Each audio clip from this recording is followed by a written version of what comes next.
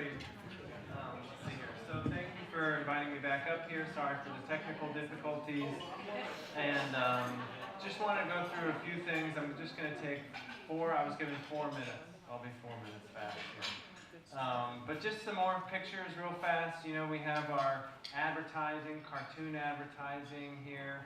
I really think we've seen rates of marijuana use really increase among African Americans and Latinos. And I think that's no accident related to the advertising and marketing around that. And of course, we have Santa Claus advertising marijuana now in our Denver Post. So, yeah, so that's what, this is First Amendment and commercialization right there. We have a radio station as well, and this was a billboard in Colorado. I'm not going to go through it in detail, but I brought a lot of data today. So this is all going to be in my slides here in terms of past month use. And we've seen a huge increase in past month use among young adults. And my email is at the back of the slides here, so feel free to email me anytime if you want to talk about this. Past month use by state, here's North Carolina, 6%, just below the national average. And then all the states that have very liberal marijuana policies are really high. Well, high, no pun intended, right? Among past month use among 12 to 17-year-olds. So hopefully North Carolina can stay here below the national average. Religiosity is a major protective factor for substance use. Religiosity is a major protective factor for substance use. And so states that have more religious observance, like North Carolina, have significantly lower substance use. School expulsions, suspensions went up significantly, 40% in the year we legalized marijuana, and have stayed up since despite enormous pressure so that's school suspensions, expulsions related to substance use, up significantly. Emergency department visits gone up significantly. We've talked about that. People use the edibles, you can't feel anything, boom, it hits you, and you have an overconsumption experience. Traffic fatalities, this is Colorado here. Since legalization, traffic fatalities related to marijuana significantly higher than the rest of the country. So that's obviously cars and kids. That's, I think, the story there. If you take away nothing else, traffic fatalities in Colorado, put another way, going up significantly. So more cars and kids. This has to do with, it's interesting. People are using these concentrated products. How much is showing up in their urine as they present for treatment? Girls don't seem to be using the more potent products. They seem to be self-titrating. The boys, however, are exposing themselves to significantly more marijuana in their concentrated products over time. But treatment is still effective. Treatment still works, which is a good thing. I'm going to skip that slide there. This is treatment here, our treatment model.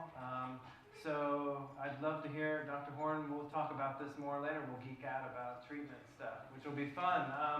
Comprehensive assessment, because the comorbidity is the norm, not the rule. Depression, co-occurring depression, anxiety.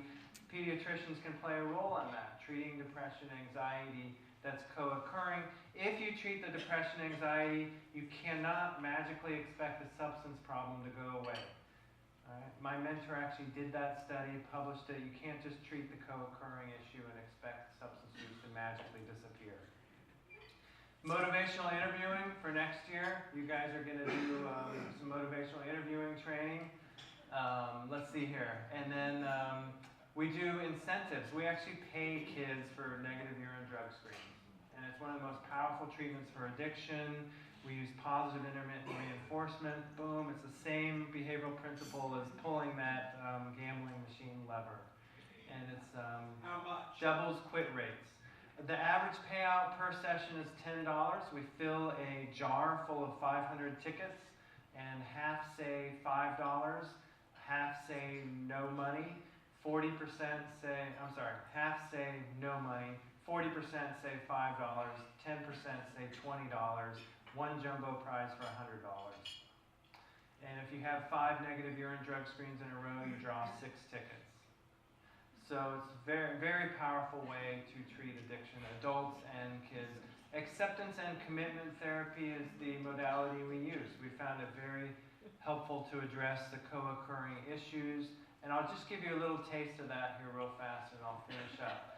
One of the things with acceptance commitment therapy is that in Western cultures, and I think a lot in Christian cultures, there's an idea that, oh, you're depressed, how can I help you get rid of that?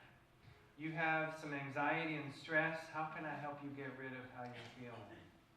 And kind of acceptance commitment therapy is more about how can you have what you have, how can you live life on life's terms, and how can you stay focused on what matters to you, whether you're in emotional or physical pain. So I just wanted to take you through a brief exercise, and I'll come off stage and I'll be around the rest of the day. You can grab me. So I want you to pick 3 of these that you'd like to focus on for the rest of the day. Okay, and I'll just read them out here. And I did not bring my glasses, so I'm going to do my best. Okay, if I squint, I can see.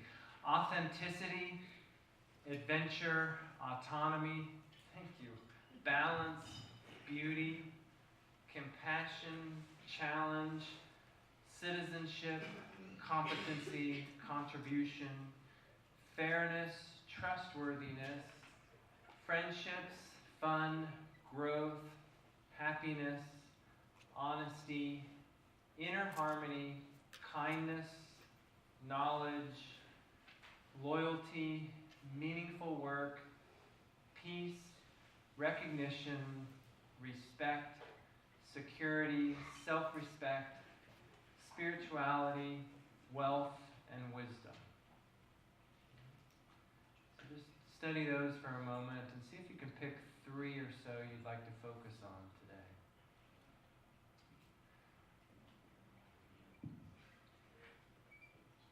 So just out of curiosity, who chose authenticity? Nice. Adventure, autonomy, that's an adolescent one. Balance, beauty, compassion, challenge, citizenship, competency, contribution, fairness, trustworthiness, friendships, fun. That's good. Fun is a good thing. Growth, happiness, honesty, nice. Inner harmony,